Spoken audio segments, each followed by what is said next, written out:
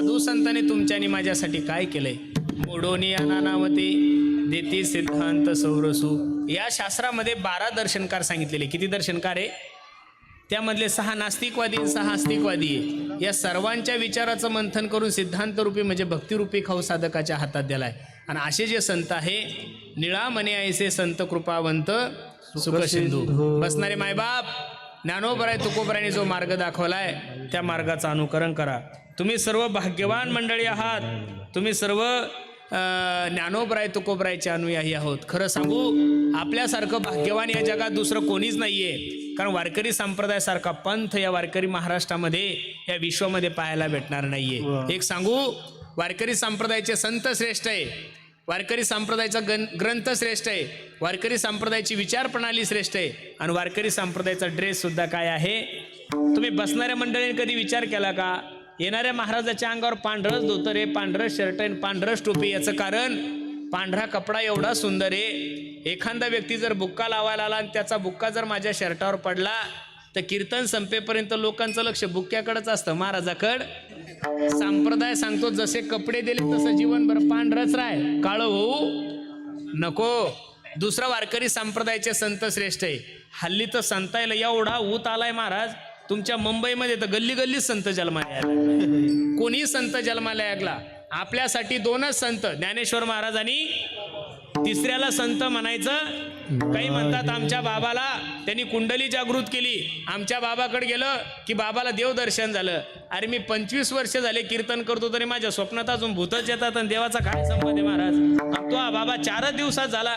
लोकांची धारणा अशी आहे, ज्याची दाढी मोठी तो सगळ्यात मोठा बाबा, ज्याची गाडी मोठी तो सगळ्यात मोठा बाबा. दाढीवर आणि गाडीवर महाराज ठरवायचा. थोडं यूट्यूब जर चेक केलं, जेवढे दाढीवाले जेलमध्ये गेले तेवढे बिना दाढीवाले. त्याच्यामुळे दाढीचा आणि साधूचा काही संबंध नाहीये. त्याच्यामुळं कोणालाही साधू म्हणायचं. ज्ञानेश्वर महाराज एक ज्ञानेश्वर महाराज, आणि तुकाराम महाराज एक तुकाराम महाराज. बाकीच्यांना साधू म्हणायचं. आपलं असं झालंय महाराज, लोकांना जसे पुढारी पक्ष बदलतात तसे देव बदलतोय आपण. सोमवार आला की कैलास राणा. तो प्रदीप मिश्रा ज्या दिवसापासून शिवमहापुराण करायला लागला तेव्हापासून माझ्या बिचाऱ्या माय मावल्या 1 लोटा जल पागल होऊन गेल्या सगळ्या. असं नाही होतो महाराज. पूर्वी लोकांना असं वाटत होतं तिरुपतीला गेलं की माणूस श्रीमंत होतो, अशी लोकांची धारणा होती.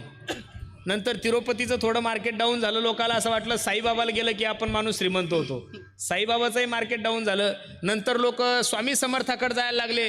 लोकांना असं वाटतं स्वामी समर्थाकडे गेलं की मी डायरेक्ट कोट्याधीशच होतो.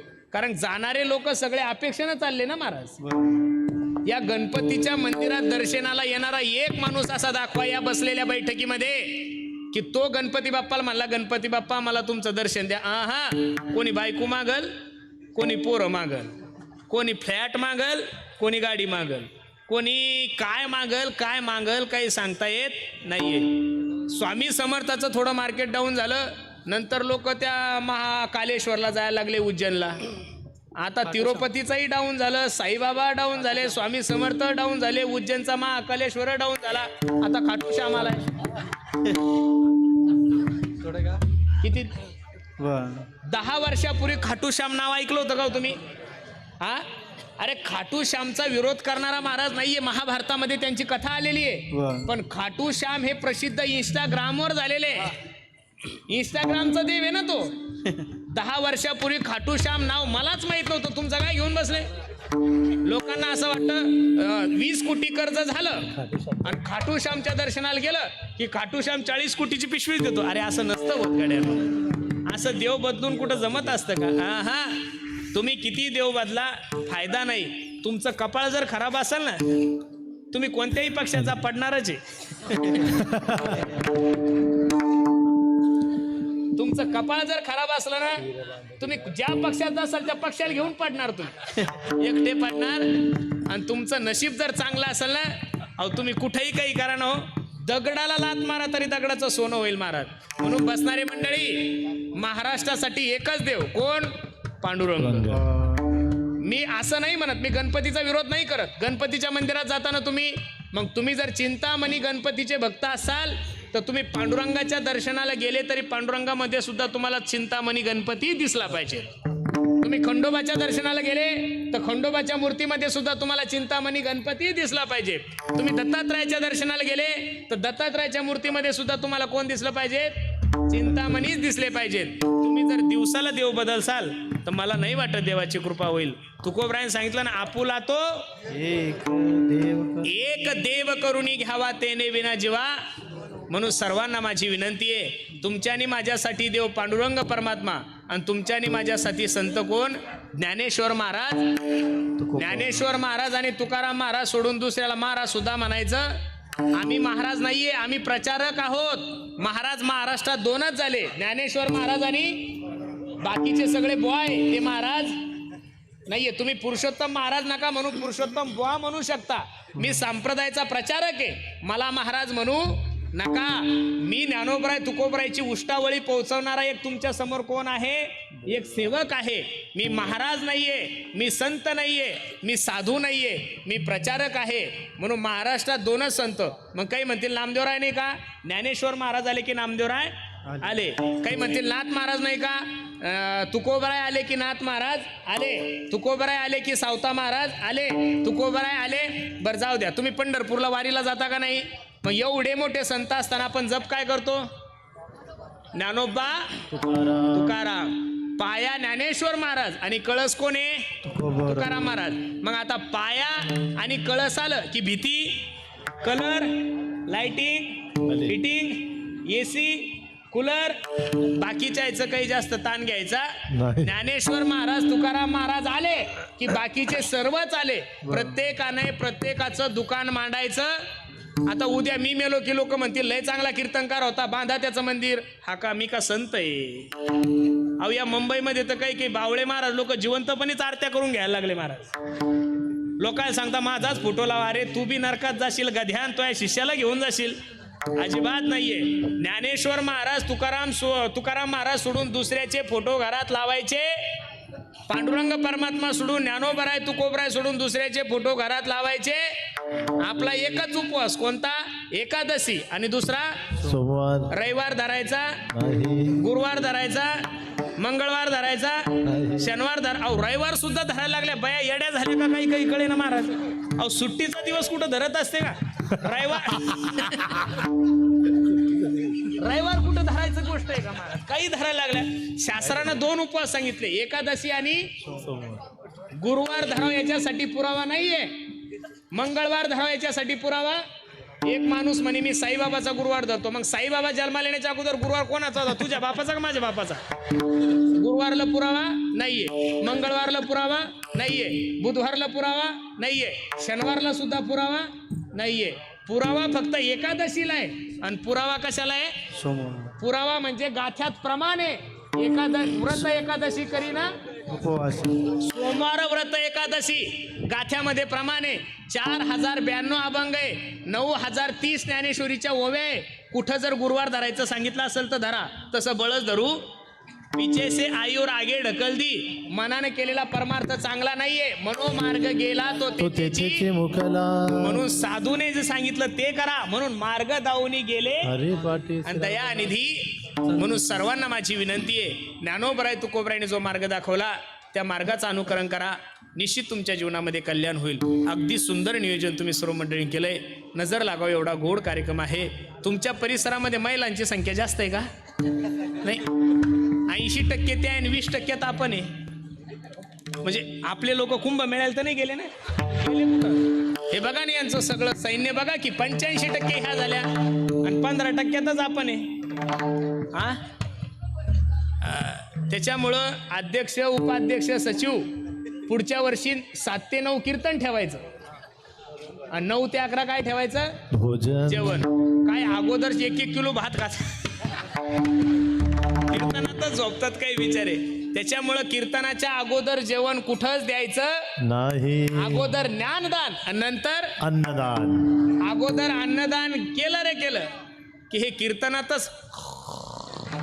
त्याच्यामुळं अगोदर ज्ञानदान आणि नंतर अन्नदान. अगदी सुंदर नियोजन आपण सर्व ग्रामस्थ मंडळी करताय.